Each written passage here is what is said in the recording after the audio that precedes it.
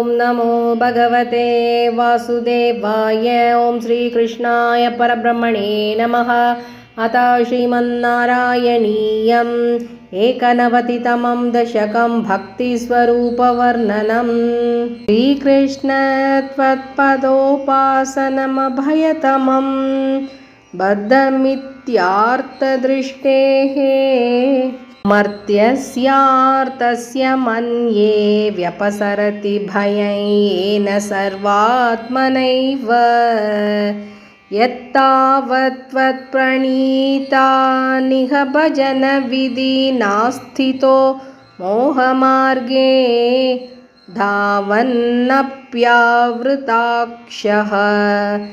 स्खलति न कुहचिद्देवदेवाखिलात्मन् भूमन् कायेन वाचा मुहुरपि मनसा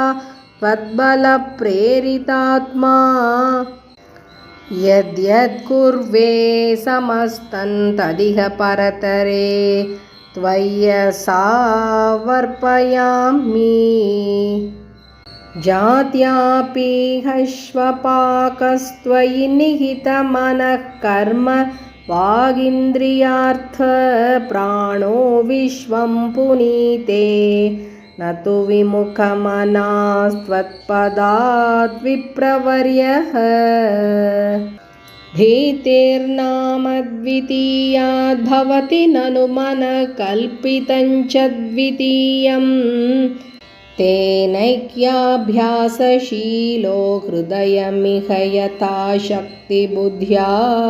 निरुन्ध्यात् माया विद्धेतु तस्मिन् पुनरपि च तथा भाति मायाधीनाथं तन्त्वां भक्त्या महत्या सततमनुभजन्नीशभीतिं विजह्याम् भक्तेरुत्पत्तिवृद्धि तव चरणजुषां सङ्गमे नैव पुंसाम् आसाद्ये पुण्यभाजां श्रियैव जगति श्रीमतां सङ्गमेन तत्सङ्गो देव भूयान्मम खलु सततं तन्मुखादुन्मिषद्भेस् त्वन्माहात्म्यप्रकारैर्भवति च सुदृढा भक्तिरुद्धूत पापा श्रेयो मार्गेषु भक्तावधिक बहुमतिर्जन्म कर्माणि भूयः गायन् क्षेमाणि नामान्यपि तदुभयतः प्रद्रुतं प्रद्रुतात्मा उद्यद्धासः कदाचित् कुहचिदभिरुदन् क्वापि गर्जन् प्रगायन् उन्मादीव प्रनृत्यन्नयि कुरु करुणां लोकबाह्यश्चरेयम् भूतान्येतानि भूतात्मकमपि सकलं पक्षिमत्स्यान् मृगादीन् मर्त्यान् मित्राणि शत्रूनपि अमितमतिस्त्वन्मयान्यानमानि त्वत्सेवायां हि सिद्धयेन् मम तव कृपया भक्तिदार्ढ्यं विरागः त्वत्तत्त्वस्यावबोधोऽपि च भुवनपते यत्नभेदं विनैव नो मुह्यन् क्षुद्रटात्यैर्भवसरणिभवैस्त्वन्निलीनाशयत्वात् चिन्ता सातत्यशाली निमिषलवमपि त्वत्पदादप्रकम्पः इष्टानिष्टेषु तुष्टिव्यसनविरहितो मायिकत्वावबोधात्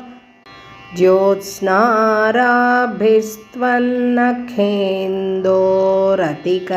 शिशिरितेनात्मना सञ्चरेयम् भूतेष्वेषु त्वदैक्यस्मृतिसमधिगतौ नाधिकारोऽधुना चेत् त्वत्प्रेम त्वत्कमैत्री जटमतिषु कृपा वित्सु भूयादुपेक्षा अर्चायां वा समर्चा कुतुकमुरुतरश्रद्धया वर्धतां मे त्वत्संसेवी तथापि ऋतमुपलभते भक्तलोकोत्तमत्वम् आवृत्य त्वत्स्वरूपं क्षितिजलमरुदात् यात्मना विक्षिपन्ति जीवान् भूयिष्ठकर्मावलिविवशगतिं दुःखजाले क्षिपन्ति त्वन्माया माभिभून्मामयि भुवनपते कल्पते तत्प्रशान्त्यै त्वत्पादे भक्तिरेवेत्यवदर्थि विभो सिद्धयोगी प्रबुद्धः दुःखान्यालोक्य जन्तुष्वलमुदितविवेकोऽहमाचार्य वर्यात् लब्ध्वा त्वद्रूपतत्त्वं गुणचरितकदात् युद्भवद्भक्तिभूमा